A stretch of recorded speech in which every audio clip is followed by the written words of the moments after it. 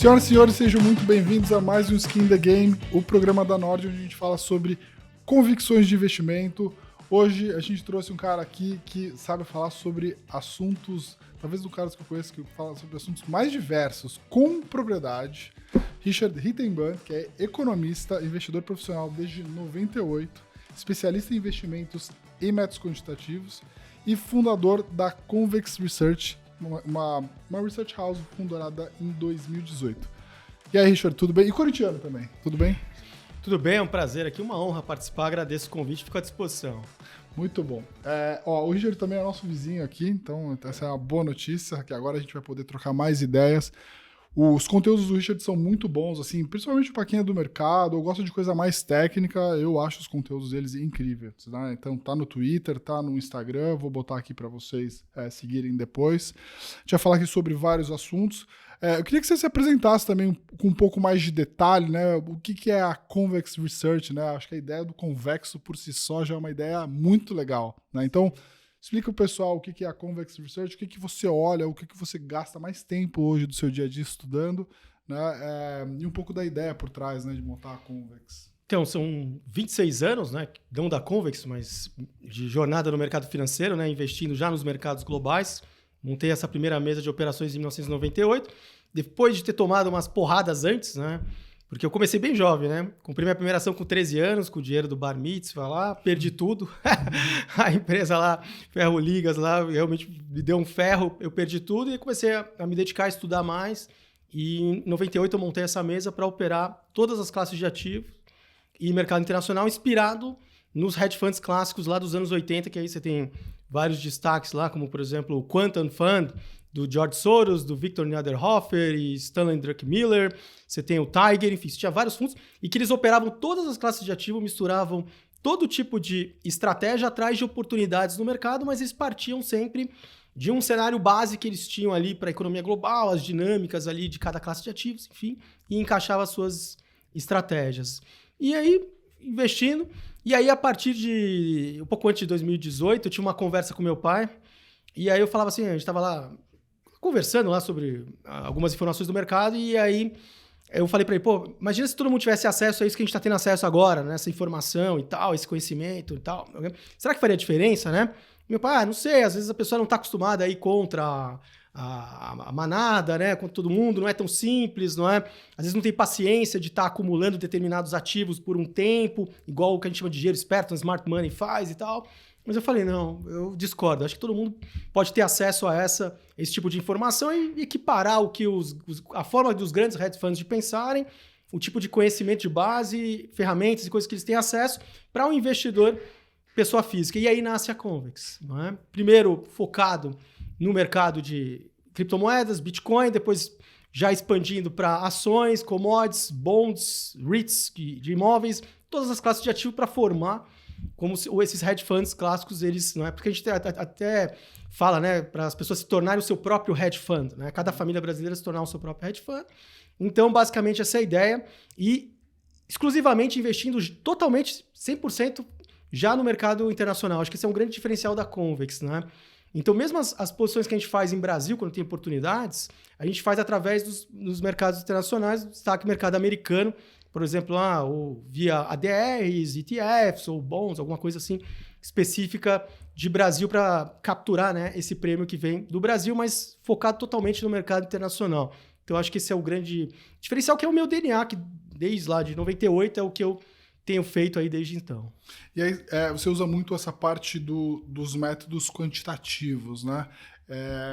O mercado mais tradicional, smart money, vamos dizer assim, né? O pessoal que, enfim, começou a investir lá atrás, e até mesmo hoje, a maior parte dos hedge funds brasileiros, ou até mesmo os fundos de ações brasileiros, né? A gestão ativa no Brasil hoje, ela ainda é muito baseada no fundamento, né? Em algumas decisões mais relacionadas à decisão final da pessoa física, né? Você aborda muito essa questão dos métodos quantitativos, né? Como que esse layer influencia nas decisões de vamos escolher comprar Brasil agora ou não, né? Então essa é uma excelente pergunta e a nossa ideia é combinar o melhor dos mundos, não é? você tem um ponto de partida, um cenário base, que aí você tem configurações econômicas, por exemplo. No mundo de hoje, a gente tem uma onda de longo prazo na economia que é importantíssima, que ela começa a surgir a partir de 2008, começa a ganhar um pouco mais de força lá em 2018 e escancara a partir da pandemia, que é a desglobalização, que é um mundo que antes era um mundo cooperativo, as cadeias de produção lá praticamente focadas todas lá na China, né? Todo mundo alegre lá, tranquilo, prosperando, mas os perdedores desse processo da globalização começam a se agitar. A partir da crise de 2008, do subprime, você começa a ter de novo uma conversa de protecionismo, as nações começam a se estranhar, começam a se formar grupos. Você tem um ápice lá da briga do Trump com a China, né? Uma guerra comercial. E aí, depois, com a pandemia, a coisa fica muito clara ali, quase que Ocidente contra Oriente, um mundo menos cooperativo, uma mudança das cadeias de produção que estavam na China para outras regiões, México, Índia, e a gente não pode chamar nem no conceito técnico, chama nearshoring. Ah, não, vou botar você perto de mim aqui e tal, para a gente produzir. É friendshoring, né? Meu amigo, né? Porque é um mundo que está muito hostil e essa escalada desses conflitos que a gente tem visto aí de conflito Israel-Hamas, as próprias confusões que a gente viu na América Latina, Brasil, que a gente viu no próprio a invasão do Capitólio nos Estados Unidos, Rússia e Ucrânia, enfim, tudo conectado neste cenário de desglobalização, que a última vez que aconteceu foi de 1929 a 1979. Então, a partir da quebra da Bolsa de Nova York em 29, passa lá por guerra, chega até na última estagflação e tal. Então, a gente tem essa grande onda de longo prazo, que é uma onda que, infelizmente, ela dura um tempo, e a gente tem que estar preparado, né, em termos de investimento no nosso portfólio, para lidar com esses conflitos, essas questões aí que estão acontecendo aí loucamente. Você tem uma outra onda, que aí é de médio prazo, que é uma configuração econômica rara e chata, que ela apareceu da última vez nos anos 70 e 80, que é a estagflação, que é você ter essas grandes ondas inflacionárias, que a gente viu, e momentos que a economia começa meio que a abrir o bico, desacelerar, depois tenta-se reanimar as economias, se planta sementes da próxima onda inflacionária, e assim vai indo até você sair dessa armadilha que você equiparar a oferta e demanda da economia global. Então, a gente está nessa configuração, então isso tem implicação nas classes de ativos, essa primeira informação. A partir disso, olhar o que a dinâmica daquela classe de ativos está oferecendo de oportunidade. Ações, ela se beneficia ou não desse período, como a gente teve agora, recentemente, o início da queda dos juros nos Estados Unidos, o tal do pivô do Fed. O que isso implica, né, para as classes de ativos e tal? E aí o método quantitativo, te respondendo, aonde ele entra? Ele te permite você fazer uma avaliação, primeiro, de todos os mercados, coisa que às vezes você pode ter um time gigante, que é muito difícil você ficar lendo, e sem vieses, com mais velocidade, com mais eficiência, e aí você tem ramos que vão surgindo. Por exemplo, os modelos quânticos que eu uso são todos focados em fundamentos. Então, eles são lastreados em fundamentos. Então, você faz perguntas por exemplo, vou usar um modelo para entender a precificação de determinado ativo. Então, por exemplo, vou pegar a Bolsa Americana e aí eu vou ver que fatores estão influenciando essa alta ou baixa da Bolsa Americana. É fundamento da economia ligado à demanda, oferta, sentimento, etc. e tal. Então, isso me dá uma visão do que está acontecendo, por exemplo, para ler e analisar atas dos bancos centrais, entrevistas, se eles estão ficando mais, que a gente fala dovish ou hawkish, ou seja, mais ou menos tolerante à inflação, mais inclinado a reduzir ou não mais a taxa de juros.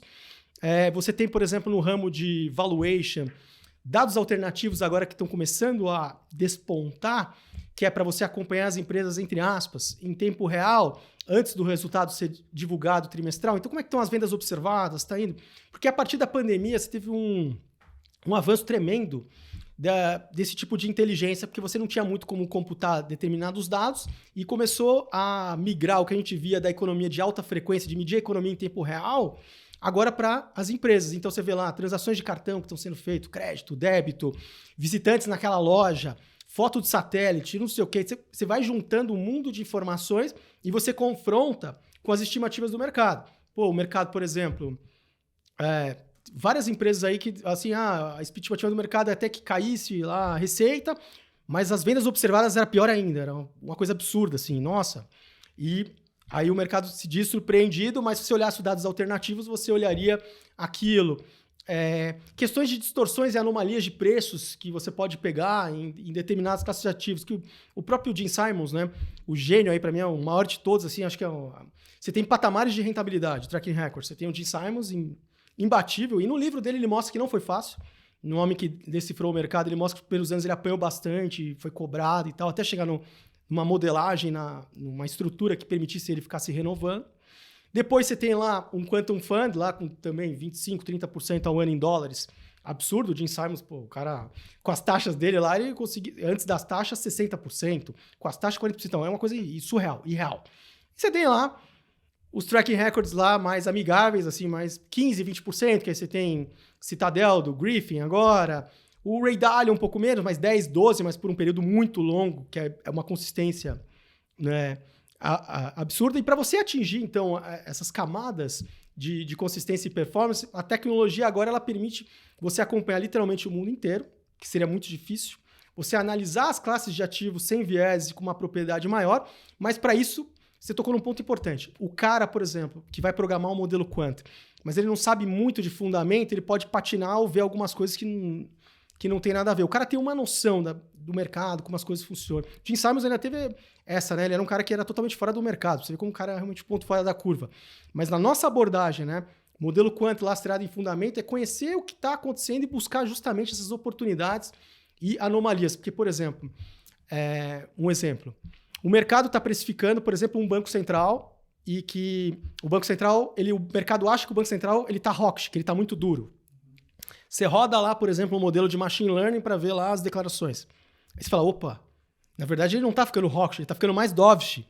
Então, você tem ali uma anomalia, uma divergência que se abriu e que o mercado em algum momento vai cair a ficha, mas você já está saindo na frente. Tem também formas de você também, como eu falei, olhar essa própria decomposição do que está influenciando a precificação, que o pessoal gosta de usar fatores de risco, né? Mas eles usam aqueles, é o que a academia aceitou, momento, small caps e tal, né? Mas você pode fazer outras perguntas, não é? O que tem influenciado mais o dólar real e você criar os fatores? Situação fiscal mesmo? Será que é? Será que é o US Dollar Index, o dólar frente às principais moedas ou não? Enfim, é mais para te ajudar nesse processo de investigação e você extraindo insights do que simplesmente quando a pessoa pensa em modelo quant, às vezes a pessoa pode achar que é tipo um negócio que está lá plugado só, dando ordem de compra e venda e etc e tal. Não, é para auxiliar também na sua forma de enxergar a análise e também te permitir um campo maior e para você analisar muito mais dados do que antes não era possível. Por exemplo, quando eu desenvolvi uma inteligência artificial que a gente usa hoje nas criptos, eu tinha um embrião de um modelo que eu usava para commodities, só que eu não tinha ainda a tecnologia à disposição de hardware para conseguir fazer isso e de uma forma amigável e que a partir mais ou menos, que é uma migração, né? Que é machine learning para deep learning, que as máquinas são um aprendizado mais contínuo. Tudo isso a gente vai linkando no que a gente está vendo hoje da inteligência artificial. Não tinha essa tecnologia ainda, né? Você tinha que ter uma tecnologia proprietária, eu não tinha. Mas a partir de 2016, 2017, começa a cair como uma luva. Aí, por exemplo, a partir da pandemia, começa a cair como uma luva a alta frequência para acompanhar a economia, para acompanhar empresas, para acompanhar negociações. Então, assim, é um mundo assim que está sendo desbravado, que as pessoas não têm nem ideia das transformações que ainda vão fazer no nosso mercado. Mas, repito, tem que ter o lastro, né, em fundamentos, tem que conhecer intimamente, né, a dinâmica daqueles ativos. E aí você consegue programar as estruturas, ter o conhecimento mais técnico e tal. Mas assim, acho que para quem gosta, por exemplo, uma linguagem que eu acho que vai ser uma linguagem universal no mercado financeiro vai ser o Python, né? As próprias inteligências artificiais, elas só querem fazer em Python. Por exemplo, eu vou gerar lá, vamos gerar agora um código do modelo que a gente criou e tal. Aí ela fala assim, não, né? Vamos para o Python, que o Python é mais flexível e tal. Eu falo, não, vamos criar também no Wolfram matemática. Não, mas o Wolfram é mais complexo. A própria inteligência artificial. Hoje, então, para quem está começando no mercado financeiro, né, um estudante de economia, engenharia, administração e quer ser um cara preparado para o futuro do que vai ser o mercado financeiro daqui 5, 10 anos, o cara precisa ser um bom programador de Python. Um Python e conhecer bem as estruturas, ter noções de estatística, probabilidades, finanças, a matemática até que se utiliza é uma matemática até um pouquinho mais sofisticada, mas o cara que está começando ele não precisa correr atrás disso, mas ele tem uma noção pelo menos de como criar algoritmos e pensar. Na verdade, sim, acho que a minha grande paixão pelo mercado financeiro é que é uma coisa diária que eu posso o tempo inteiro estar sendo instigado a fazer determinadas perguntas.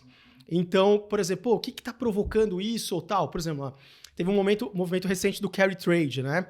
E então, falar, tudo bem, tem essa questão do carry trade, vai derrubar os mercados, mas qual o volume de carry trade hoje? É igual a 2008?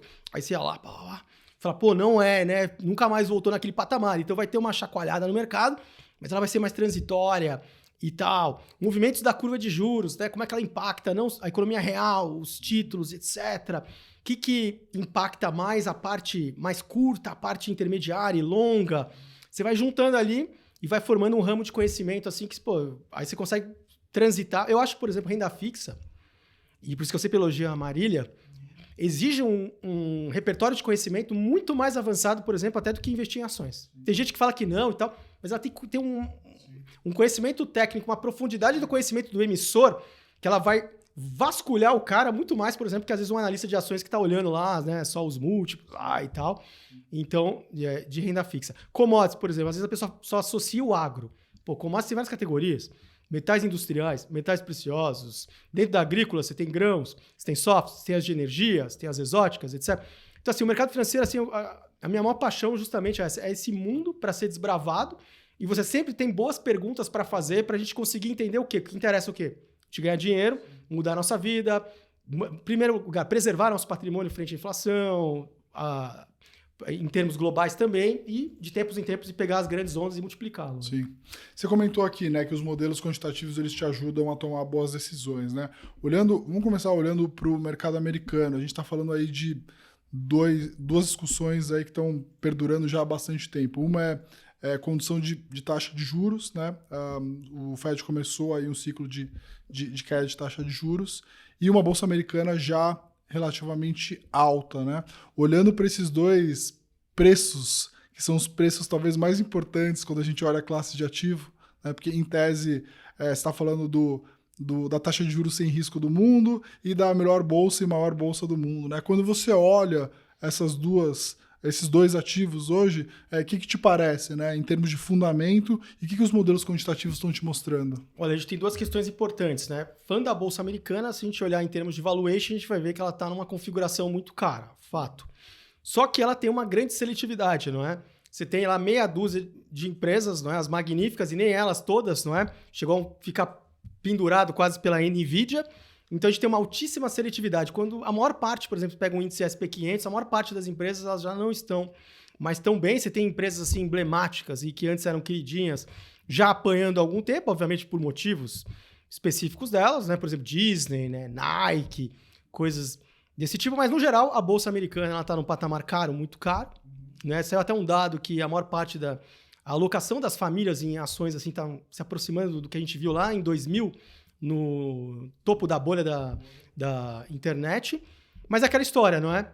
Ninguém tem bola de cristal. E aí vem a convexidade.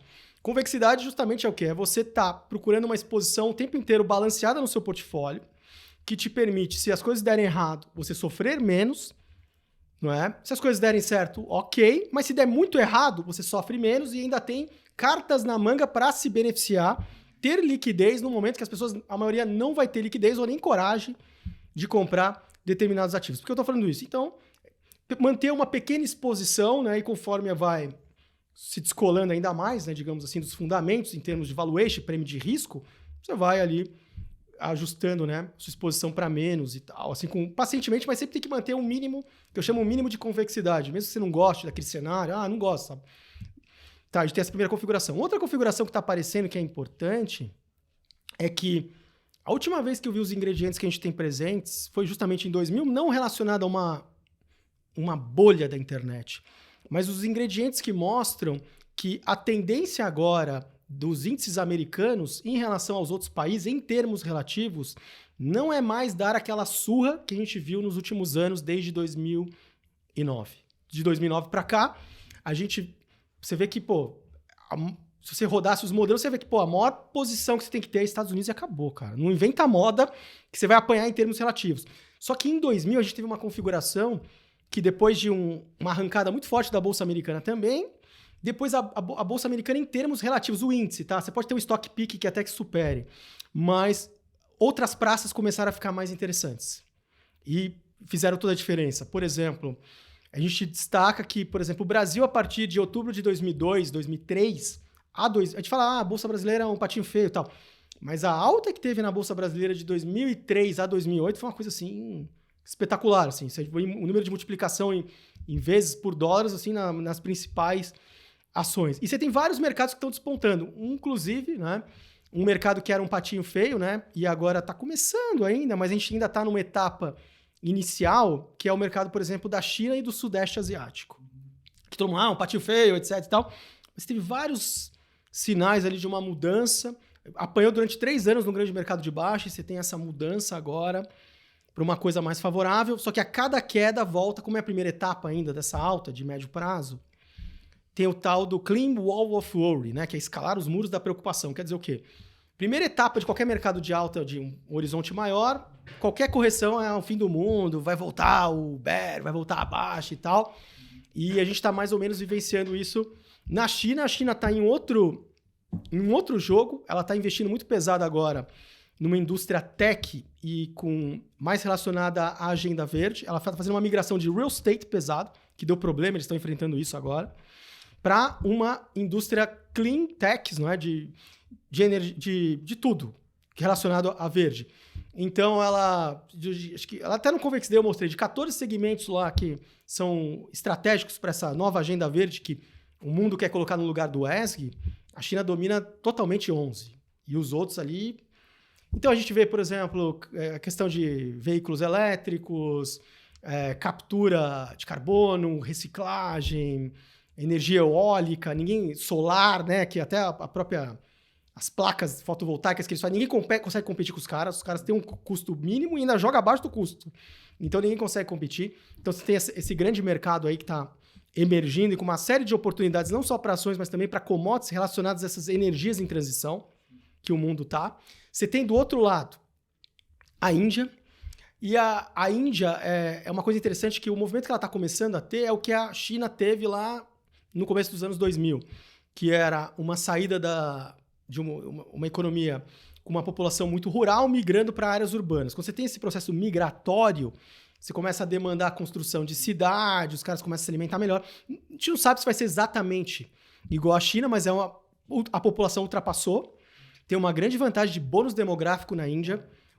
Enquanto a China está envelhecendo, e eles estão tentando reverter, e o Brasil, na Índia a gente tem essa situação de que tem esse bônus demográfico em cima dos emergentes. Então, assim, por que eu estou falando tudo isso? Que tem outros lugares que podem ser mais interessantes. A Índia tá cara, né? Uhum. É um lugar que eu gostaria de ter entrado. Sim, mas tá caro já. Tá caro agora. Mas na próxima correção, uma janela de oportunidade maravilhosa, porque é uma onda, né? Uhum. Mais forte. Você tem, por exemplo, o próprio México. Agora, só pra gente não perder aqui o ponto, né? Você falou sobre China há algum tempo, né? O consenso não dá para investir em China agora, um país que está envelhecendo. Foram feitos vários estímulos que são momentâneos, mas que não são estruturais, num país que vai crescer menos, né? O que você está me falando aqui agora, né, que o pessoal não está vendo que está havendo uma transição no perfil do que é a China dos últimos 10, 15 anos para o que vai ser a China para os 2 próximos 15 anos, né? Essa é a tua percepção, e a gente está, vamos dizer assim, do ponto de vista de mercado, a China está largada lá às traças, né? A bolsa lá despencou, sobe um pouquinho, depois volta a cair, ou seja, ainda não passou o muro, né, das desconfianças, worries, né? Das desconfianças, das preocupações, né? Assim, se a tua tese está correta de que a China dos próximos 10, 15 anos, o pessoal está fazendo associação da China. Exato. O pessoal está achando que... O mercado está achando que a China dos últimos 10 anos vai ser a China dos próximos 10 anos. Aí você está falando que está tendo uma transição importante no perfil da economia. Perfeito. Primeiro ponto para analisar a China. Acho que a primeira recomendação é a gente não ter um olhar ocidental.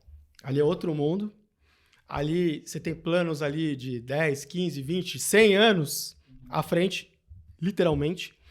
Você tem uma mudança de regime econômico para prosperidade comum, que é que o Xi Jinping está implementando nos últimos anos, que é uma China mais fechada, uma China mais voltada para dentro, e ao contrário do que a gente tinha visto antes da China mais cooperativa e aberta, e muito alinhada a esse cenário de desglobalização. E não é por acaso. Não é por acaso. Então você tem essa mudança da chamada prosperidade comum. e aí que tem uma série de reformas e coisas. Você tem ali uma mudança, um shift muito importante, que é do real estate, que o real estate era muito pesado, por quê? Justamente porque a China entra na Organização Mundial do Comércio em 2001 e ela começa a despontar como uma economia ali que, venha instalar aqui a sua fábrica. Pô. Mão de obra barata, competitividade, E a China ela exportava literalmente deflação, né? Produtos que eram assim, que você não tinha nem como competir, todo mundo lá montando suas cadeias de produção, ali, um grande hub que se formou na região. Agora a gente tem uma outra conversa, né? Porque depois desse movimento de áreas urbanas rurais, construção de cidade, muita demanda por minério de ferro, commodities agrícolas, você tende até a continuar com isso, óbvio, mas eles perceberam que com o envelhecimento, eles têm um grande desafio, que é o quê? Como manter e aumentar a produtividade da economia, como não cair numa armadilha de renda média, e para isso você tem que recorrer à industrialização. A industrialização, por ter múltiplas etapas, é o que permite você ter ganhos exponenciais de produtividade. Então, eles estão apostando fortemente nessa indústria de alta tecnologia, de alto valor agregado e principalmente ligada a essa agenda verde que vai se tornar uma coisa que os governos vão começar a ter um enforcement, né? Vão começar meio que acabou. O ESG teve lá, vocês falaram, encheram o saco, mas agora, maluco, é o seguinte. Agora o mundo não aguenta mais, aí é para valer e tal. Então, perfeito. Você tem essa mudança. Então, você tem, por exemplo, a própria mudança da demanda estrutural que você tinha por minério de ferro. Agora você está vendo a China demandando mais cobre, prata, que são justamente metais que são mais relacionados a ser energias em transição e esse novo momento da China, e que ela tem uma questão também desse envelhecimento que pesando em previdência, todas essas questões aí. Então, eles precisam ganhar produtividade. No limite, o ganho de produtividade tem que amortecer o problema de um país que cresce menos economicamente, mas também cresce menos do ponto de vista demográfico, né? Exatamente. E outra coisa, as pessoas acham que as taxas de crescimento vão ser aquelas lá gigantescas. A economia ficou gigante, não é? Segunda maior economia do mundo e você não tem, igual os Estados Unidos, tem como falar, não, os Estados Unidos vai crescer 8% ao ano durante os próximos 15 anos. Ela já está num estágio de mais maturidade e por dominar essas áreas estratégicas aí de alta tecnologia relacionada à indústria verde, é uma coisa que o mundo tem que abrir o olho, porque o mundo já dormiu, o Ocidente já dormiu no ponto na questão dos semicondutores dos chips. Que você tinha a maior parte nos Estados Unidos e aquilo foi migrando ali para a China ou seus domínios lá com destaque para Taiwan, que a gente está vendo essa tensão. Então, ao contrário da Índia, que não tem essa preocupação demográfica, os caras têm que correr muito. Então, eles estão focados loucamente nessa questão de produtividade. Falando do mercado financeiro local, era um mercado que vinha apanhando, era um mercado que você tinha uma série de sinais muito ruins vindos do governo em relação aos próprios líderes, né, das empresas techs, por exemplo. A gente teve lá o caso do Alibaba, quando ele foi fazer o IPO lá da Ant, né? E tipo, foi lá, falou, não, maluco, o cara até, né, sumiu um pouco aí de circulação das entrevistas e tudo tal, né? E agora a gente já tem uma conversa mais friendly, muito mais amigável agora, porque o governo, ele, acho que não pegou bem, né, ser o patinho feio dos mercados, né? Ah, não, olha aí a China largada há 3 anos, olha aí. Não, agora eles querem realmente também fazer reformas nessa parte do mercado financeiro deles. Já fizeram algumas demonstrações interessantes, como, por exemplo, tentar reviver, né, os bons tempos lá de Hong Kong, aumentar a liquidez, permitir que os gestores locais tivessem mais acessos a outros mercados.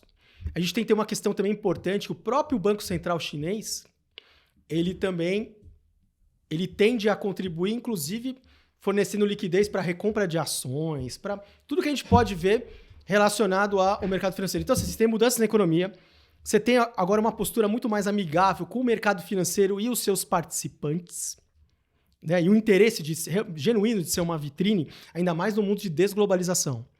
Desglobalização é isso, não é que tipo, não, você é o inferno, o outro lá é o céu, e etc. Não, é um jogo de aparências também E uma série de outras questões também do mercado gigantesco que é a própria China e em termos até da própria tecnologia. Você vê que a Tesla foi lá pegar a tecnologia lá da Baidu para fazer o robotáxi. Então, assim, pô, já é uma sociedade que tem já um histórico de controle e tal, etc. Você tem noção será que eles estão avançados em inteligência artificial ou esse tipo de tecnologia? Tem coisa que a gente não deve ter nem noção que os caras já estão desenvolvendo. A própria Alibaba tem uma parte de inteligência artificial sensacional, mas nesse primeiro momento eu vejo com bons olhos mais as large caps, Não dá para você se aventurar ainda em small cap e tal. Não, large caps, não é essas mais consagradas. E o começo aí de um grande mercado aí de alta interessante, justamente que tinha virado um patinho feio. A gente teve uma primeira, a gente chama modo interruptor. Modo interruptor você tem uma precificação e aí os modelos quânticos justamente mostravam isso. Por exemplo, que estava muito penalizado por determinados fatores. Esses fatores foram revertidos, você viu que do dia para a noite ela teve uma estilingada. É um mercado que é para continuar, e não só China e Sudeste Asiático, que é uma tese interessantíssima. E ao contrário de Estados Unidos, que está caro, Índia, que está caro, o Brasil é o eterno barato, a gente tem que depois falar sobre os drivers que a gente está esperando para começar a se animar um pouco mais. México tem um driver poderoso de longo prazo, que é o friendshoring, nesse mundo de desglobalização. Só que a gente tem uma questão política, não é? O governo atual que entrou lá, né? Só que é bom, né? Tava caro, né? Tá começando a ficar... Vai ficando convidativo pouco a pouco, né? Enfim, não é? Então, acho que China realmente tem essa mudança que as pessoas têm que enxergar, que é uma China diferente que vem por aí. Muito bom. A gente falou aqui sobre China, falou um pouco sobre Índia, Sudeste Asiático, né? Você, até por você conseguir ter um olhar privilegiado, né? Como que você olharia assim, onde estão as grandes oportunidades, né? Você falou, na China tem uma grande oportunidade, pouco a gente está vendo. O mercado financeiro ele trabalha muito assim, né? Que você tem o fundamento, você tem o preço e você tem o técnico, né? Então, se você tem um fundamento que parece ser legal, mas aquela bolsa tá muito cara e tá todo mundo muito animado, provavelmente deve ser um bom ativo, um ativo ruim para se comprar, né? Tem um bom fundamento, mas o preço é muito depreciado e ninguém está falando sobre esse assunto, provavelmente aquilo está muito leve, né? Que outros ativos ou classes que você está olhando aí, assim, que você daria para dizer que são os seus top 3 ativos globais, né? E aí pode ser vários tipos de ativo, né? Não precisa ser exatamente regiões. Eu estou falando aqui de regiões, mas fazem, essas são os três ativos que hoje eu acho que, olhando num portfólio com Vexo global, eu teria com certeza. Olha, a gente teve um tempo atrás uma moleza gigantesca na metais preciosos, por exemplo. Prata tem uma simetria muito grande, o ouro já está renovando máximas históricas nominais e reais, mas continua ainda com uma simetria razoável, não é? Eu gosto de teses também geracionais. Por exemplo, o Bitcoin é uma tese geracional no sentido do quê? Os jovens aderiram primeiro em um nicho específico, depois, pouco a pouco. Hoje a gente vê os gigantes, né, institucionais do mercado financeiro aderindo, alguns soberanos e tal. Tem esse componente. Então, por exemplo, a gente começou a recomendar quando estava R$13.000. Então, assim, e continua com uma simetria bem poderosa em relação a essa configuração econômica e a própria configuração pós-halving, né? Quando o Bitcoin, a emissão dele se torna mais escassa, que é o que aconteceu alguns meses atrás. Você tem, por exemplo, uma classe de ativos que está meio largada, assim. Aí eu gosto mesmo, que nem você falou. Os REITs. Os REITs, você vê a Bolsa Americana fazendo o máximo e o negócio ali meio de lado, né? Uns que se recuperaram recentemente a partir do pivô do Fed e tal. Mas é uma classe de ativos importantíssima, com muita coisa boa e que está meio deixada de lado. A última vez que eu vi isso acontecer foi em 2000 também. Em 2000 foi interessante. Você teve uma pernada de alta na Bolsa Americana fazendo nova máxima e os REITs de lado.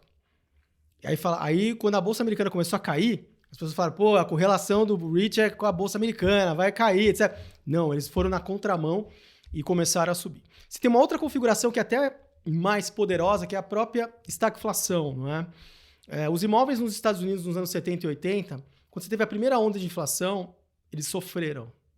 Você olhava lá, sofreu. Só que abriu uma grande oportunidade. Quando veio uma outra onda de inflação, ou se tiver qualquer resquício de que, a inflação na frente vai dar um gatilho na pessoa de ativos reais, o cara fala, eu não vou ficar marcando mais toca, vou para os ativos reais. Aí o cara vai para imóveis, vai para commodities. Commodities, você tem várias também que... O próprio ouro, né? O ouro é um indicador antecedente para as commodities, para as outras categorias. Ele está fazendo esse movimento... Além da questão da desglobalização, tem uma questão mostrando que tem alguma coisa à frente, uma pernada à frente dessas commodities, aí, de outras categorias. De ações, tem regiões aí que dá para fazer esse garimpo aí regional, não é? Que é interessante, porque assim, qual que eu acho que é o grande ponto que às vezes atrapalha o investidor, né? Do brasileiro, americano, qualquer um, não é? É assim, a pessoa compra uma coisa, E a partir daquele dia ela quer acompanhar aquilo e que suba o resto da vida, não é? Esse é o ponto. Tá. Como é que um hedge fund desses clássicos, ele pensava? Eu tenho muito dinheiro para comprar alguma coisa, eu preciso de tempo e eu preciso acumular posições lentamente. E ele faz isso e etc. A pessoa física, o que ela pode fazer? O melhor tipo de ativo que tem é aquele ativo que tem uma grande assimetria, que tem um grande fundamento, mas ele está andando de lado ou caindo. Por quê? Porque ao longo do tempo te permite fazer pequenos aportes e você vai construindo o quê? Quando você olha, construir uma posição relevante naquele ativo. E aí quando ele anda, tive uma mudança de patamar de verdade. Do que simplesmente, por exemplo, eu vou comprar aqui e eu só tenho esse dinheiro, sei lá, 5 mil reais, comprei, dobrou, ganhei 5 mil. Tá, imagina se você estivesse colocando 5 mil, de repente você tem 100, 200, 300 mil no negócio que aí dobra. Sim. Então o impacto é muito maior. Então eu gosto de grandes ciclos, né? De médio prazo. E aí hoje REITs, então, você acha que é uma das melhores oportunidades, olhando ativos globais, né? REITs, para quem não sabe, fundos imobiliários, né, americanos, né, tem esse nome lá. Basicamente o que está acontecendo é que você está tendo bastante fluxo para ações, né, a Bolsa Americana batendo máxima atrás de máxima, e os fundos imobiliários, mesmo com o cenário de taxa de juros caindo, os REITs estão ficando para trás. Essa é uma classe que você está aproveitando para colecionar, porque lá na frente provavelmente vai te trazer esse efeito de comprar num ativo que está parado há muito tempo ou caindo. Quando vier, de fato, um bom movimento, você consegue pegar uma boa pernada. Né? E o ponto importante é o equilíbrio do portfólio. Às vezes você tem uma assimetria um ativo mais apimentado, tem uma volatilidade grande, e a convexidade, o modelo falaria, você precisa carregar uma posição relevante dele. Como carregar essa posição relevante? Você tem que ter um mix de ativos que te permite dormir. Então, às vezes, você é obrigado a ficar... Assim, um portfólio que às vezes você acha que está construindo ele de uma forma defensiva, na verdade, ele está te permitindo se tornar mais agressivo no que importa. Porque você consegue carregar assimetrias mais poderosas, justamente porque em algum ponto você abriu mão e ficou um pouco mais conservador, tem caixa ou tem algum tipo de renda fixa. Então, assim, é uma composição. Assim, acho que um kit para você estar enfrentando essa desglobalização e essa próxima etapa que a gente está vivendo da estagflação, um conjunto disso forma a convexidade e fica interessante. Mas em termos de assimetrias mais poderosas, você tem, por exemplo, um outro ativo que tem um componente geracional, cannabis. Cannabis é um setor que está lá meio largado, você teve uma grande hype, e aí depois caiu para caramba, um drawdown, etc. E os jovens americanos estão usando mais cannabis do que álcool, por exemplo. Então você já pega um componente geracional. Você vê a questão de a proximidade de uma reclassificação de cannabis como uma substância menos danosa. Isso permitiria, por exemplo, as empresas que trabalham no setor operarem como empresas normais, porque hoje essas empresas elas não podem operar como empresas normais, elas não podem fazer uma série de deduções, então elas acabam pagando muito mais tributos. Só essa mudança já potencializa o balanço delas e coloca elas em termos de valuation já em outro patamar. Você tem demonstrações públicas, tanto do Trump e dos democratas que sempre apoiaram, da Harris, favorável também. Então, assim, é uma coisa para você ir montando aos poucos, sabe? Uma posição ali. Mas é legal, essa tese de cannabis, eu acho que é uma tese que já apareceu há bastante tempo. Eu acho que até muita gente entra já quando as coisas estão muito no hype. Exato. E não tão importante quanto você entender que ali é uma tese que a gente fala secular ou geracional, qual que é o ativo, né? Qual que é o cavalo que você aposta? Porque você pode hoje investir em cannabis através de um ETF que seria quase que o Ibovespa da cannabis, compra as 20 maiores empresas listadas, ou as 10 maiores, ou as small caps. Lá nos Estados Unidos tem ETF para tudo, né? Como que se expõe a uma tese como essa, que é secular, né? Como é que você escolhe o cavalo adequado? Essa é a excelente pergunta. Se você pode literalmente visitar todas do mundo, que não é o caso, né? Não é o meu caso, eu acho que da maioria, você não tem como fazer um stock pick, ainda mais num setor que não tem uma certa maturidade. Digamos que estamos ali na infância ainda desse setor. Então você tem que ter uma exposição mais tática, balanceada, e não só privilegiando só Canadá, os Estados Unidos, mas obviamente são as grandes regiões desse segmento, mas o mundo. E aí aquela frase do Bogle lá, do Vanguard, que é: você vai ficar procurando agulha no palheiro, então você compra o palheiro, Então, no caso de cannabis, a gente está num momento ainda que não é tão maduro, que justifica você comprar um palheiro e um palheiro mundial. Uhum. Um ETF que replica... Isso, o mundo. Sim, o mundo. E não só Estados Unidos. Exato. Ah, legal. Só para a gente andar aqui um pouco também nos outros assuntos, você falou sobre prata, né? Comentou rapidamente, mas no caso da prata, a prata seria o Ethereum do mundo dos metais preciosos, né?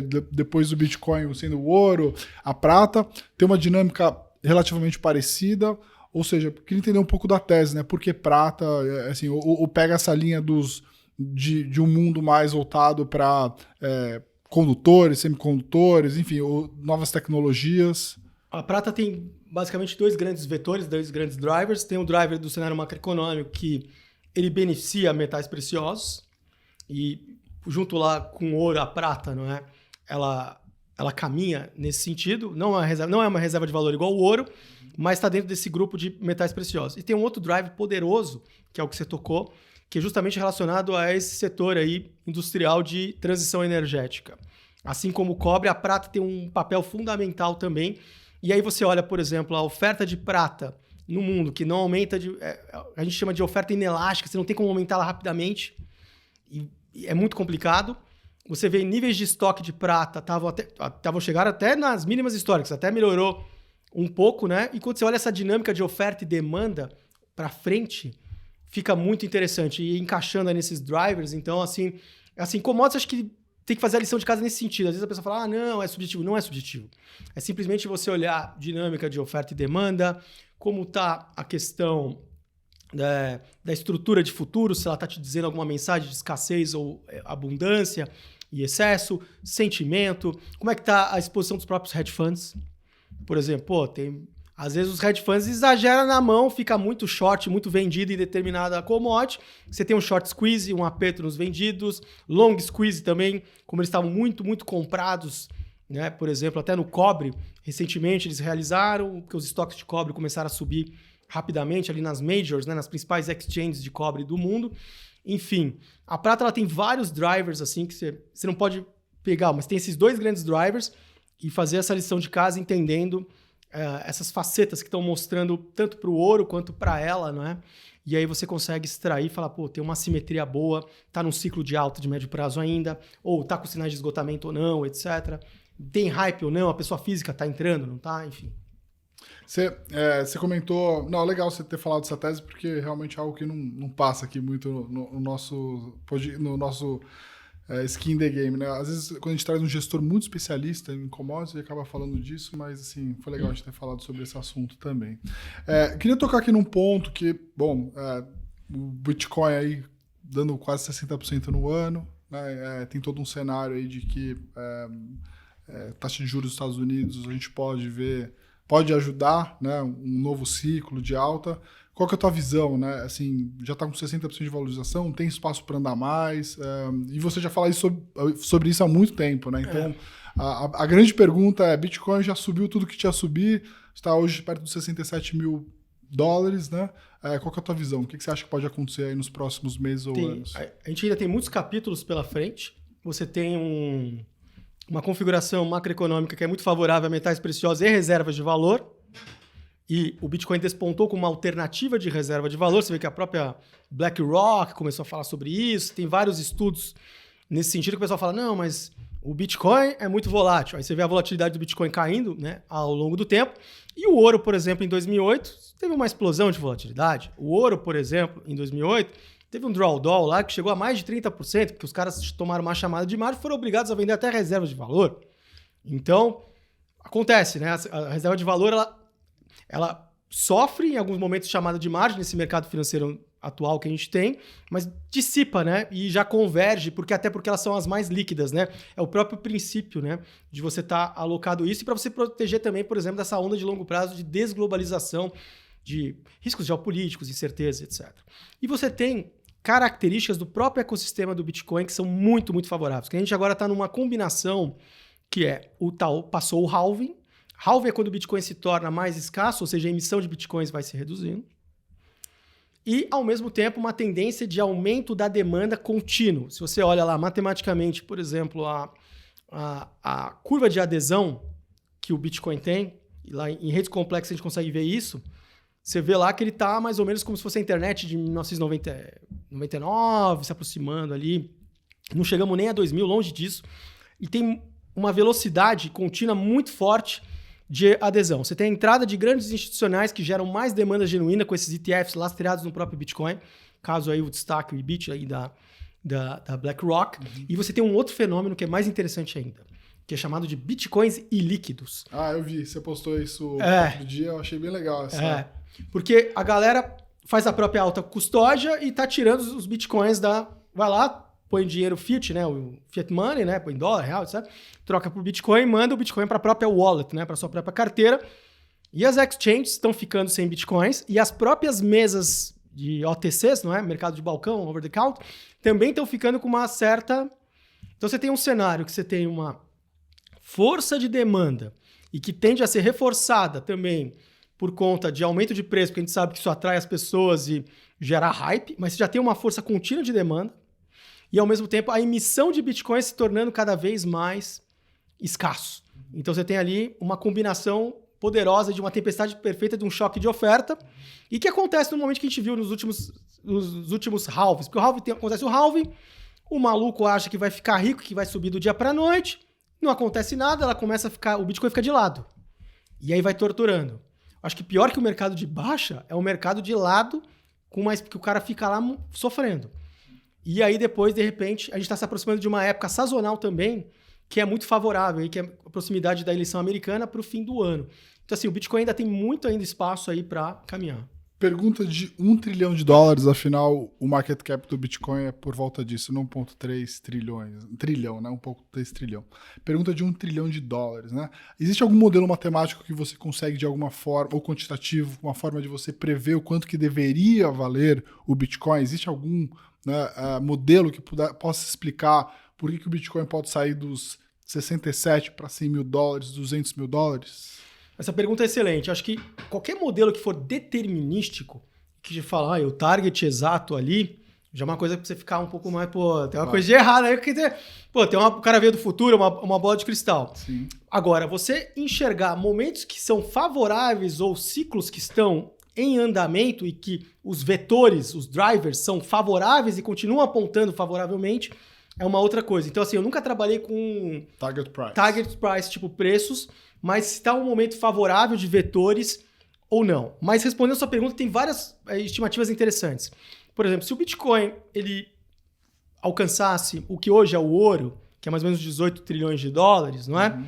Que até um dos primórdios, o próprio Hal Finney, não é? Um dos percussores do Bitcoin junto com o Satoshi Nakamoto, que ninguém sabe quem é, tentaram desvendar, mas pelo amor de Deus, né? Uhum. Valeu o marketing lá do documentário. Uhum. E chegaria mais ou menos ao que $1 milhão, não é? Porque 10 vezes o que vale... hoje, 67 mil dólares. Se você quiser pegar uma aguinha aqui, hoje 67 mil dólares, 1,3 trilhão, multiplicando... Isso, então... Ia multiplicar e chegaria mais ou menos aí $1 milhão, mais ou menos. Uhum. Você tem outras formas até mais inteligentes também, que acho que vão começar a fazer. A gente olha muito o Bitcoin, mas a gente não olha a economia do Bitcoin em torno dele. Por exemplo, tem um mundo das mineradoras de Bitcoin aí. Tem várias já listadas na bolsa, tem outras que não são listadas, e a geração, né, de riqueza que elas estão proporcionando, elas estão tão plugadas nesse momento atual econômico que, por exemplo, tem mineradora comprando data centers. A gente falou dos REITs, não é? No REITs a gente está sofrendo um processo de consolidação nessa parte de data centers, porque data center é a matéria-prima essencial para inteligência artificial. Você fica lá na inteligência artificial, de repente fala, você só pode mexer agora e mandar prompt daqui sei lá quantas horas. Porque, tem um limite. E elas estão comprando as menores. Então está consolidando o setor. Então, assim, os caras estão... O pessoal tá achando que REITs é escritório home office, mas na verdade os REITs agora... Tem estrutura de canal, tem tudo. Hotel. E REITs podem ser justamente a história de uma derivada desse mundo de armazenar grandes data centers, né? Exatamente. E aí, dentro desse universo de mineração, eles estão com isso, eles estão também se juntando a gigantes de energia, porque eles conseguem evitar desperdícios, tem a busca por fontes, né, mais baratas, renováveis. Então, assim, tem toda uma economia em torno do Bitcoin que é espetacular em relação à mineração e outras coisas que estão surgindo de projetos também relacionados a finanças descentralizadas. Não é só o Ethereum, tem projetos rodando no próprio, né, ambiente do Bitcoin. Então, assim, e outra, né? Qual que é o valor de você ter algo, por exemplo, que te ajuda contra controle de capitais? Qual o valor de algo que te devolve poder em termos de soberania e que não vão te confiscar? Qual o valor de algo que você pode transacionar 24 horas por dia, todos os dias da semana e que não sai do ar? Enfim, são várias camadas, assim, mas se fosse construir o ecossistema do Bitcoin em termos de valuation e fosse montando o ecossistema, você enxergar ali todo esse potencial de valor que você falou, e as derivadas, né? Ó, tá relacionado à inteligência artificial, os caras estão comprando data centers, os caras estão fazendo isso, etc. E fora isso, ainda tem todo o universo de criptomoedas, né? Em torno do Bitcoin, que aí você tem N projetos, não é? E, obviamente, a maioria, 99,9%, não para de pé, são porcarias e coisas que a pessoa tem que ficar realmente longe, mas tem coisas que são projetos que são interessantes que eu olharia mais no portfólio como startup, sabe? Sim. Tipo, capital de risco que você tá olhando lá e que fala, não, tô morrendo e tal. Pô, quantas startups dão? Todas dão certo? Não, acho que é 90 e alguns % dão errado para os 8, ou até menos, né? Acho que até menos, né? E aí, às vezes, sai uma... Isso eu digo num portfólio de um investidor profissional. Ele propositalmente ele já investe numa startup pensando que 9 ali vão dar errado, eventualmente 2 não estão errados, elas vão sobreviver, mas uma vai pagar o erro das outras 7, 8 ali, né? Esse é um portfólio convexo quando o cara olha para startups. E é justamente, acho que essa pergunta que eu queria fazer em seguida, né? Olhando um portfólio convexo de criptomoedas, né? Quanto você teria hoje de Bitcoin? Né? Eu tenho uma carteira de R$100 mil, pensando também depois na convexidade aqui, né? Para o pessoal que está ouvindo, né? Quanto ter? R$100 mil, ter algo em torno de R$1.000 em Bitcoin, mas quanto de outras criptos, né? Olhando aí a carteira de um portfólio convexo. Primeiro que para carregar um Bitcoin, né, numa proporção mais significativa, você tem que ter um equilíbrio muito bem pensado do portfólio como um todo. Sim. Senão o cara não aguenta, né? Qualquer drawdown lá, o cara Sim. pode ter o chamado uncle point, ou a chamada de margem da vida. Tem uma doença, tem uma separação, o cara precisa do dinheiro e tal. E o cara não dorme, não é? Sim. O cara fica, tipo, tenso. Agora, se tem o equilíbrio, você consegue, mas um ponto importante. Dentro de uma carteira cripto, né? A exposição majoritária sempre tem que ser muito mais em bitcoins. Como eu disse, essa parte de altcoins tem que ser encarar mais como startups. Porque 90-10 pode ajustar um pouco melhor se você tiver combinar com caixa, algumas coisas assim. Mas assim, por que isso é importante? Porque quando vier a hype e que está se aproximando, qual será o próximo Bitcoin? Quem tem Bitcoin, olha só, você só ganhou tanto, eu tô ganhando não sei quanto. E o cara perde a noção de valorização, perde a noção do dinheiro e acaba colocando tudo que ele ganhou ali em determinados projetos e fora os scams, né? O cara é literalmente enganado, atrai gente do pior tipo, porque é uma coisa disruptiva e que tá chamando muita atenção, e os golpistas vão para lá. Então, assim, tem que tomar muito cuidado, né? Porque uma coisa é você ter o Bitcoin que tem convexidade natural de longo prazo, outra coisa são altcoins. E muitas delas, a grande maioria esmagadora, vai morrer. Então não tem volta. Você vai ter lá um game over. Então tem que dosar. Primeiro, o equilíbrio no portfólio como um todo. Isso é muito importante mesmo. E tudo isso dá para saber matematicamente. Quanto que cada ativo e classe de ativo está contribuindo de convexidade, etc. Se for pensar o seguinte, né? Imagina que o cara é louco por Bitcoin e ele quer ter uma posição relativamente grande em Bitcoin. Vamos pensar aqui que ele tem R$100 mil, que ele aplica esse dinheiro num pós-fixado, que no Brasil é uma beleza, porque a taxa... Tudo bem, aí dá para entrar numa discussão de o que é de fato livre de risco, porque aqui a gente tem uma inflação mais alta, a gente tem um governo que se endivida, mas vamos supor que o brasileiro aqui, o CDI é a taxa livre de risco. Se ele tem R$100 mil, ele bota ali R$90 mil rendendo 100% CDI, no final do ano ele vai ter... algo em torno de ali, um pouco mais de R$90 mil, né? Então, 990 mil reais, se fosse 10%, vai dar um pouco mais, 95.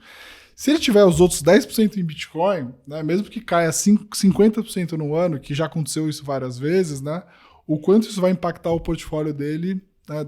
E ao contrário, se os 5 ou 10% que ele vai ter, no ano que vai muito bem, como esse ano, impactou quase em 60% no rendimento. Mas, obviamente, também tem que ter a disciplina de você reajustar esse percentual ao longo do tempo, né? Excelente. Você descreveu a estratégia, o barbell, não é? O barbell de você ter os extremos e justamente fugir do risco médio, que é aquele risco ali Sim. que às vezes você não consegue mensurar muito bem e que você corre risco e nem te acrescenta muita coisa, né? Sim. E nesses extremos, então assim, é exatamente quando eu falo de equilíbrio de portfólio, é você partir para uma estratégia um pouco mais, pode ser um pouco mais elaborada, mas o princípio é o mesmo. É exatamente isso que eu te falo, né? O defensivo te permite ser agressivo de outro lado. Os teus portfólios costumam ter bastante essa característica do barbell, na maioria das vezes, né? Por você ter essa cabeça muito de convexo. Seria um barbell, mas não assim dos extremos, né? Mais uma composição ali, mas se você olhasse assim um pouco mais distante, você falaria assim, nossa, realmente você está aplicando um barbell, né, strategy. Por exemplo, até para a própria mensuração de convexidade é importante atribuir um score, né, uma pontuação, para ver se aquele portfólio está usando o barbell. Por quê? Um portfólio que tem muito risco médio, normalmente ele é côncavo, que a gente fala, que é o contrário, que é você tem mais a perder do que ganhar, você sofre mais quando dá problema e quando você ganha um pouquinho. E a gente vê vários riscos médios agora, por exemplo. A gente está vendo aí, sei lá, nuvens aí até em torno de CDBs e tal. No Brasil, passou do limite de volatilidade, né? Não tem volatilidade, a percepção de risco é relativamente baixa. Se você for olhar o histórico do IDI, que vai olhar os CDBs médios, você vai provavelmente chegar à conclusão que aquele é um ativo que tem um Sharpe excelente, né? E aí você vai colocando o risco médio em vários desses... Fundo imobiliário, pô, se não tomar cuidado e fazer um bom stock picking, a pessoa acha que está ganhando lá a renda, mas aí o principal está sendo devorado, né? Pela inflação em dólares. Então eu nem esperava, pô, eu fiz lá o estudo, falei, sei lá, vai dar alguma coisa. Aí eu vi desde 2011 lá o IFIX, pô, negativo em dólar, pô, nossa, tipo, isso que é total return, né? Inclui os dividendos e tal. Então, assim, esse tipo de risco médio. Mas o barbell, a essência, é importantíssimo, que a essência é você está se tornando conservador de um lado para se tornar muito agressivo de outro, mas tem que ser uma simetria poderosa que justifique isso, né? E que você ajustando isso, você consegue capturar bastante retorno. Legal. Richard, você fala muito sobre a ideia de o investidor ter uma cabeça global e investir no Brasil quando aparecerem as oportunidades, né? Então, acho que você tem uma visão... Eu concordo com você. A gente pensando que o mundo vai ser cada vez mais descentralizado, que eventualmente você não vai precisar estar fisicamente nos lugares para ter contas e ativos no mundo todo, né? É até muito louco isso, né? Que isso pode ser aplicado, inclusive, para investir no Brasil ao contrário. Hoje o Brasil ele é muito fechado, ele tem pouco investidor estrangeiro. Ou seja, as finanças descentralizadas podem permitir que, eventualmente, uma criptomoeda invista em taxa de juros no Brasil, né? Que é uma coisa muito legal. Mas, com essa tua cabeça, né, de ser um investidor global e investir no Brasil quando há oportunidade, o que você vê hoje de oportunidade e risco? Olhando para taxa de juros, que é uma coisa que você fala bastante, câmbio e bolsa, né? Tem algum ativo no Brasil hoje que vale a pena investir?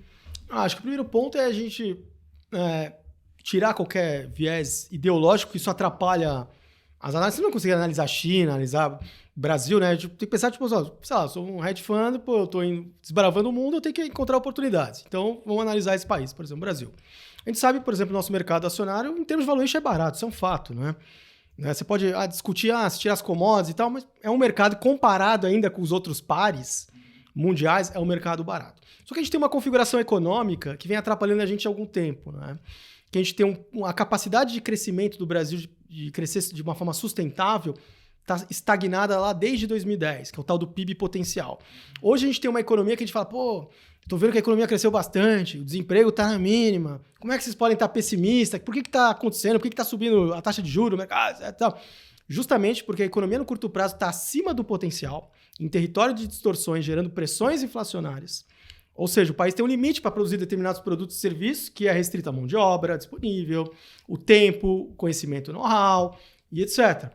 Capacidade instalada, né? A capacidade instalada. Aí, se você vai lá e e começa a estimular, né, o PIB de curto prazo, o lado da demanda, aumentando gastos do governo, fazendo medidas parafiscais, que, pô, eu achei que isso aí tinha morrido, começou a voltar à tona, tipo uma assombração. São medidas fiscais que não estão no orçamento e você nem percebe, pô. Quem poderia imaginar que ia ter um parafiscal, né, nesse tipo governo? um esqueleto do armário ali que você achou que estava bem guardado e o cara tá te dando oi. Então, você tem uma situação de estimular este lado, né, da demanda e não da oferta da economia brasileira, já operando em território de distorções, gerando pressões inflacionárias. E essa situação fiscal, se você projeta, por exemplo, as condições atuais para os próximos 10, 15 anos, é assustador. Pô. É uma trajetória que não é sustentável da dívida, isso é um ponto. E o mercado começa a cobrar um preço para adquirir os títulos públicos, né, do Tesouro Nacional justamente por isso. Você vê que recentemente ali as próprias operações compromissadas aumentaram. O que é isso? É quando o Banco Central tem que fazer o trabalho que o Tesouro não conseguiu fazer a colocação de todos os títulos e ele tem que fazer a colocação lá quase no overnight, piorando o perfil da dívida. Enfim, você tem uma dívida e uma situação fiscal piorando justamente para estimular o PIB para ficar acima do potencial e sair bem nas manchetes. Isso gera pressões inflacionárias. O mercado começa a falar, pô, vai ter mais inflação à frente. As expectativas começam a se desancorar. E aí a coisa começa a pegar fogo e começa a se tornar até em certos pontos da curva de juros especulativo. Mas você chamou o mercado para fazer isso, né? Você não falou, não, o fundamento está lastreado. Você não teve o arcabouço fiscal, por exemplo. Pô, não, vai ser bom, tal. Olha só o que está acontecendo. Outra coisa também que o mercado está dormindo no ponto, que é a questão da nova presidência do Banco Central do Galípolo. Não, ele vai ser isso, aquilo. Pô, é só ler todos os trabalhos do cara, pô. Tudo que o cara fez, só se o cara realmente sofreu uma lavagem cerebral e, sei lá, deram um delete lá nas ideias dele, pô. É impossível. Então a gente tende a ver um Banco Central mais dovish. Sim. A tua ideia, a entrada do Galípolo, ele entra... a gente tem um ciclo de aumento de taxa de juros agora nos próximos... as 3, 4 reuniões. Surreal, né? Pensar isso, né? Um tempo atrás, mas é surreal. Mas ele entra, provavelmente a gente tem 3 ou 4 aumentos, para quando ele de fato assumir ali... Poder já derrubar o juro. Derrubar. Essa é a tua visão? Então, a gente está com esse ciclo de aperto monetário em andamento, fato, não é? E a partir, né, de 2025, a tendência é ter um Banco Central muito mais dovish. Tá. Só que agora a gente tem que organizar todas essas informações na mesa e faltou um vetor importantíssimo no Brasil, que é o quê? Commodities. Né? A nossa economia, a estrutura produtiva do Brasil é muito voltada a commodities. Enquanto você tem um grande boom de commodities, você tem um aumento da renda interna, etc. Você tem um momento muito favorável, e principalmente para a nossa bolsa, que também tem um peso muito grande, né, em commodities, e o índice indo bem acaba contagiando também outros setores e empresas. Então, o que eu ficaria de olho? Eu já marcaria lá no caderno. O valuation está barato já, mas valuation não te dá market time, não te dá tempo, quando que você vai entrar, e pode ficar barato por muito tempo. A gente já... Tá. Situação fiscal. Tem que ficar de olho em qualquer tipo de demonstração de responsabilidade fiscal ou a precificação de um novo cenário que mostre, olha, a partir do próximo ciclo presidencial, isso que está acontecendo vai ser revertido. Que é, por exemplo, despontando nomes de presidenciáveis que forem numa linha que for contrária a isso. Isso também tem um poder de trigger poderoso e um boom de commodities tem outro trigger poderoso também. Mas você tendo um boom de commodities já seria uma justificativa interessantíssima para aumentar o percentual meta, o peso em Brasil. Você tendo um boom de commodities e também ou uma mudança de uma responsabilidade fiscal, que é improvável, né? Ou essa mudança do cenário político, por isso que tem que ficar muito atento a esse cenário agora eleitoral municipal, que é meio que um ensaio, né? Sim. Do que vem, já estão... o fulano apoiou o fulano, e não sei o quê, o cara mostra que tem poder, tem força, é um nome que despontou, é aquilo, etc e tal. E vendo se tem... o mercado começa a dar... Até falaram, né, no mercado, né, recentemente isso, acho que foi o BTG, que falou desse trigger importante da política, e eu concordo totalmente. Sim. É uma coisa assim que... Porque o mercado anda na frente, né? O mercado não vai, não, vamos esperar acontecer. Não, o mercado ele vai precificar a expectativa daquilo. Então, tem isso. Já temos também a informação de commodities, que o ouro já meio que sinalizou pra gente que vai vir um boom de commodities mais pra frente, então isso já me deixa com um viés mais para ficar mais de olho ali. Uhum. E tem essa questão aí da economia brasileira. Mas o ponto é uma compra para você ficar buy and hold eterno? Não, infelizmente, só seria se a nossa economia destravasse os motores de longo prazo, que é produtividade e investimentos na economia. Enquanto isso não acontecer, você tem tipo igual a economia, né? Você tem alguns voos de galinha, né? Um bater e correr e tal, mas a gente sabe que quando o mercado brasileiro anda, ele anda muito forte, não dá para desprezar. E é uma questão para finalizar, sentimento. Todo mundo começa a falar mal do negócio, virou um patinho feio, opa, vamos olhar com mais calma. Muito ruim, né? Muito ruim. Sentimento muito ruim. Técnico muito... Assim, em outros tempos, né, eu acho que um pouco do movimento que a gente tem visto aí... Quando a gente olha a parte mais de fundamento técnico, que é, por exemplo, não tem IPO, a participação de equities dentro da indústria de fundos como um todo é a menor de todos os tempos, multimercado também com uma posição muitíssimo baixa em ações no Brasil... em outros momentos, eu lembro na história, né, uma guinada numa taxa de juros, né, de 10 para 11, isso teria feito a bolsa cair 10%, ou mesmo lá fora Exato, cair. Né? Ou seja, o técnico está muito leve.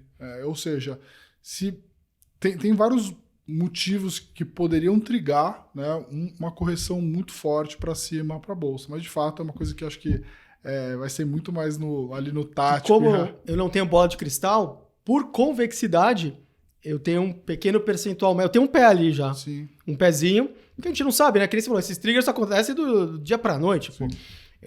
Tem história aí que eu lembro que era... Eu não me lembro a moeda ali, acho que não sei se era o marco alemão. Sei lá, o cara foi lá, o ministro foi dar uma entrevista, o cara teve um treco ali, acharam que o cara tinha morrido, aí tipo coisa assim que... Sim. Eventos que você nem imagina o que pode acontecer. Olha, uma gripe... Eu vou te dizer uma coisa, acho que o vídeo vai ser derrubado no YouTube, mas assim, eu vou te falar que uma gripe forte do Lula faz essa bolsa subir uns 40 mil pontos em uma semana. Ou uma viagem, né? Aí que, eu vou tirar um tempo pra mim, né? Nossa. Olha, antes da gente terminar aqui, estamos caminhando pro final, eu vejo também que você monitora muito câmbio, né? Então, sim, o BRL contra... qual que é a tua visão em relação aí... ao dólar real. O dólar real, né? Eu vejo que você fala muito sobre esse assunto. Tem alguma visibilidade? Você acha que nesse nível... A maior pergunta que a gente tem no dia a dia aqui é a respeito de câmbio, né? E acho que está muito em linha do que você fala muito, né? O investidor ele deveria pensar o portfólio de forma global. Isso significa que ele deveria ter dinheiro em moeda forte. E o brasileiro ele sempre ensaia. Então, quando o dólar está a 5 e começa a cair para 4,90, ele olha no jornal, as notícias são de que o dólar pode vir para 4, então ele posterga a ideia de internacionalizar o patrimônio. E quando o câmbio sai de 5 para 5,60, que a gente está agora, na cabeça dele é um coroa de que o câmbio está muito caro. Qual que é a tua visão? Né? Assim, 5,60...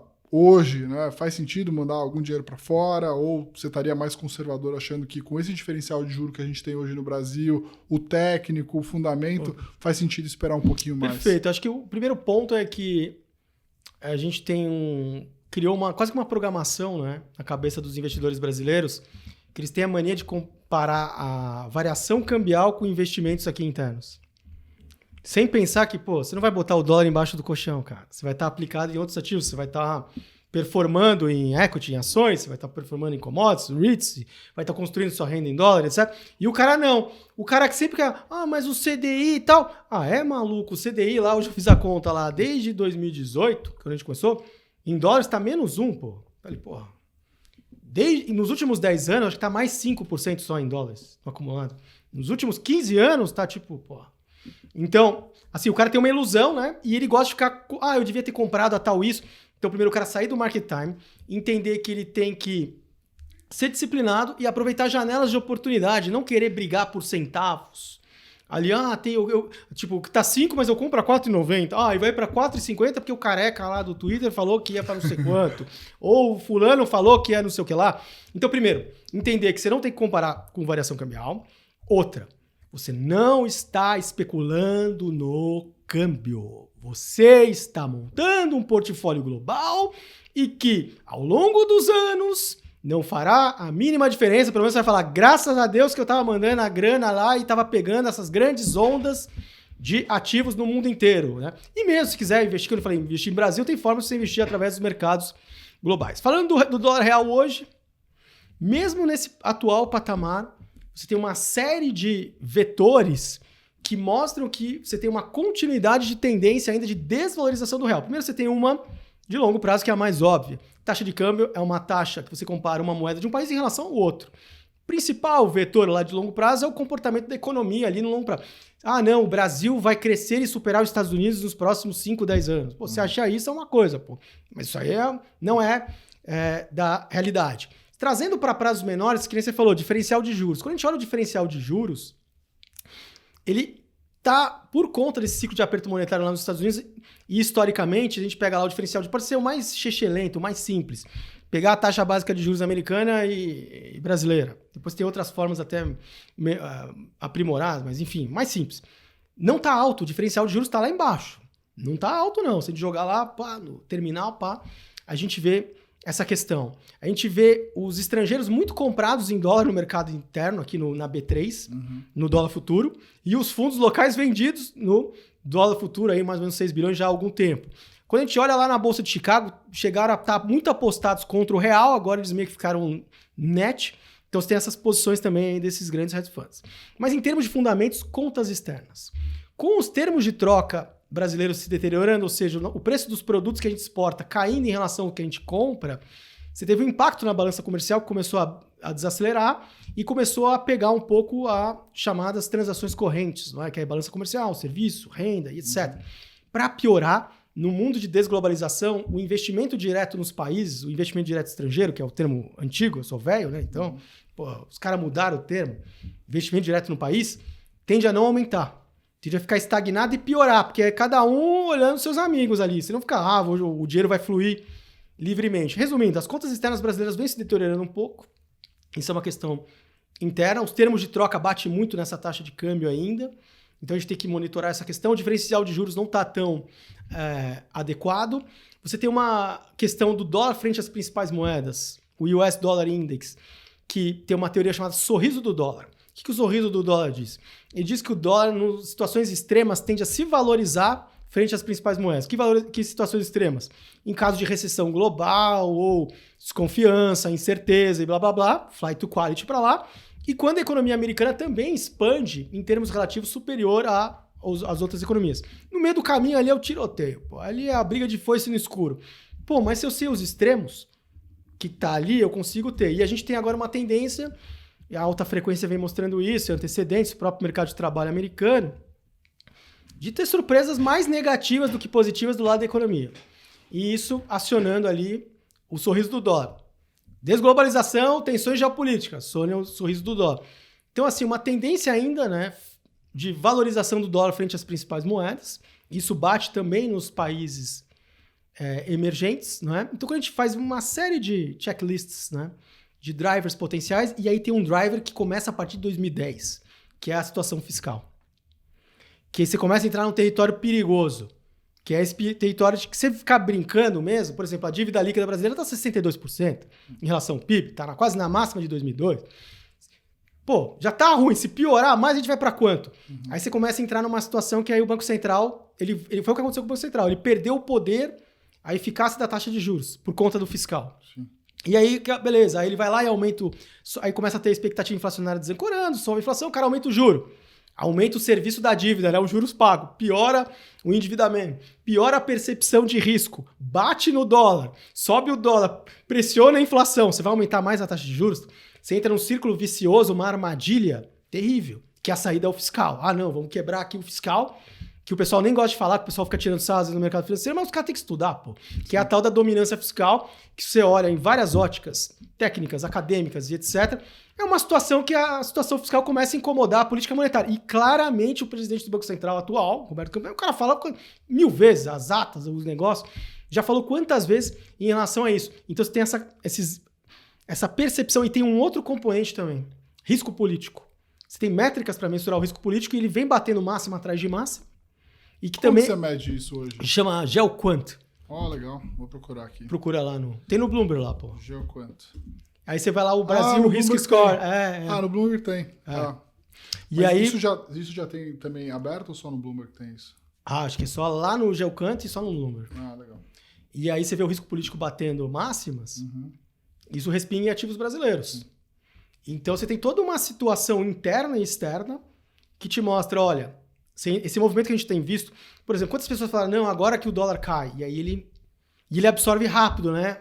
Você como ele tá absorvendo rápido as quedas também. Então, mais ingredientes assim, isso mais falando no curtíssimo prazo e tal. Mas resumindo, trabalha janelas de oportunidade. A gente está numa janela generosa que está durando há mais de 1 ano e meio e o cara que não fez a remessa, o cara que ficou esperando o melhor preço, enchendo o saco, o cara pode descobrir da pior forma o que significa você não ter uma diversificação geográfica. Não é? O cara vai se da pior forma. Hoje, tipicamente, você recomenda que o investidor brasileiro tenha quanto lá fora? É que a nossa research, a gente faz totalmente todos os investimentos lá fora. Sim, mas se o cara tem uma posição aqui, pelo menos uma reserva de emergência, em reais ele tem que ter, porque ele está morando aqui e tal. E a posição Brasil ele vai ter no mercado internacional aqui. Mas, assim, o nosso DNA é totalmente internacional. É como se a gente, por exemplo, a gente olha todos os países e vê onde tem as oportunidades e vai no mercado mais líquido e eficiente, principalmente o americano, né? Tirando o que o cara vai precisar para os próximos 12, 24 meses. O cara pode ter o imóvel próprio aqui, imóvel que gera renda, o cara tem isso, mas o cara tem que estar ciente ali que é um sapo na panela, né? Que se ele não souber gerenciar bem, ele pode tomar... Que nem, o CDI é imbatível. Aí você vê lá, 6 anos, menos 1, 10 anos, não sei o quê. Mas antigamente, tudo bem. Quer conversar antigamente? Então vamos conversar sobre as etapas do Plano Real. Vamos conversar que o câmbio... Isso é outra coisa que eu acho bizarra. Os caras pegam a série histórica do dólar, desde o começo do Plano Real. E o filho da mãe não sabe, ou finge que não sabe, que de julho de 94 até janeiro de 99 era um regime de bandas cambiais, que é outro game, outra taxa de juro real exigente. A partir dali, não consegue mais segurar a taxa de câmbio. Você tem o regime de câmbio flutuante, que primeiro você tem lá o Chico Lopes tentando a banda diagonal exógena, não sei o que lá, dá uma chacoalhada lá na BMF na época, chamava BMF, né, ainda. E ali você tem o tripé macroeconômico surgindo. Vamos ter a meta, né, fiscal, vamos ter regime de meta de inflação e câmbio flutuante, e as coisas vão começar a funcionar numa coisa mais agradável. Aí você vai para outra etapa do Plano Real. E aí uma coisa é você estar numa etapa do Plano Real também, juros mais altos e a própria situação fiscal, do que uma agora, que você tem lá, você perdeu, a meta de inflação virou meta contínua. Não, vai ter mais tempo para você perseguir. Meta, o fiscal, a lei de responsabilidade fiscal, não, vamos mudar ela, vamos botar esse arcabouço fiscal, acaba o teto, acaba tudo, e não sei o que lá. Vamos fazer medidas parafiscais. Então você tem sutilezas ali na configuração interna e também externa, o mundo é outro. Desde 2008 começa essa desglobalização, muda o game. Por exemplo, vou dar um insight poderoso agora. Sério mesmo, vou dar um insight poderoso que, eu faço questão porque é a Nord e porque é você. Que é o seguinte, a gente está tendo um sinal agora, uma mudança entre ações e bonds, isso no mercado internacional, que é uma correlação negativa de novo entre bonds e ações que não acontecia há décadas. O que isso traz pra gente? Que é uma mudança de regime inflacionário, que antes a gente vivia num regime inflacionário de crescimento e a inflação era razoável, tolerada, e mesmo se tivesse algum dado de inflação mais forte, tal, não machucava as ações. A partir de agora, a gente está num regime que a gente está entrando que a inflação começa a machucar até a equity se você não tiver bem selecionado dentro da sua carteira. É um outro game, é um game que apareceu e é bem parecido com o que aconteceu também na última estagflação. Então, assim, se você olhar lá a correlação lá dos bonds e dos equities, você vai ver uma extrema correlação negativa, coisa que não acontecia há muito, muito tempo. É um negócio que, já acende lá e fala, que tipo de regime inflacionário que eu estou lidando agora? É um regime que muda até, que isso influencia muito a alocação de ativos. Claro, porque, em geral, eles, né, o portfólio 60-40, né, que é o tradicional lá, ele na verdade, isso tinha até uma deficiência, mas com essa configuração, e aí como é que fica esse portfólio, né? Então, é um portfólio que funcionou por muito tempo, deu muito problema nos últimos anos, não é? Nos momentos ruins nos momentos bons vai muito bem, nos momentos ruins vai muito mal. Né? Agora ele Mas na média foi bem, né? Ele tende a voltar até ser um pouco interessante nesse sentido, mas se tiver alguma outra modificação para esse novo regime inflacionário, aí fica um negócio genuíno. Você vê, a própria BlackRock fez uma apresentação que ele pegou lá, Ibovespa, e botava um pouquinho de Bitcoin, né? E mostrava que o retorno ajustado ao risco do portfólio melhorava e tal. Então, são essas nuances, assim, mas qual que é a mensagem que eu tô passando? Eu tô passando que muitas coisas que funcionavam, que a gente tava meio que no piloto automático, leitura da economia, as coisas estão se transformando e a gente tem que abrir o olho. Eu não tô falando por uma semana, um mês, eu tô falando de anos, não é? E que eu acho que eu foco aqui, né? Não, legal. Queria te agradecer muito, foi uma aula aqui, a gente tenta falar um pouco de cada assunto e o legal de trazer alguém com a visão privilegiada que nem a do Richard aqui, ele fala sobre todos os assuntos, eu acompanho muito aí no Twitter e no Instagram também. Te agradecer também por ter me trazido esse livro, vou aproveitar aqui até fazer a propaganda, então, ó, Educação de um Especulador, do Victor, como é que fala isso? Niederhofer, o braço direito do Jorge Soros junto com o Stanley Druckenmiller no Quantum Fund. Olha aí, tá vendo? Prefácio é do próprio Richard, então para quem quiser esse livro é muito, muito bom. É um raro livro que um tubarão abriu o coração, porque o Niederhofer tem uma história interessante que quando ele nunca abaixava a guarda. Quando ele abaixou a guarda, ele foi pulverizado na crise asiática de 97. E aí ele fala de mercado, fala que ele operava mais Ásia, derivativos, e fala também de coisas da vida, sabe? Por ser judeu, como ele era perseguido, ele era um campeão de squash, que teve que abandonar a carreira porque os clubes de Nova York não aceitavam ele. Caramba. Então, assim, o cara tem uma puta história mesmo, vale a pena. Legal, tava precisando ler alguma coisa legal de novo, assim. Às vezes eu fico lendo só coisas de investimento e as coisas geralmente me deixam... O cara fala de tudo, da vida, pintura de quadro, todas. O cara tem analogias, é bem legal esse livro. Legal. Richard, brigadão. Pessoal, para quem quiser seguir também o Richard e a Convex, a gente vai deixar aqui nas descrições. Agradecer vocês aqui por quem ficou até o final e a gente volta aqui toda terça-feira, a cada 15 dias, no nosso Skin the Game. Um grande abraço e até a próxima. Valeu.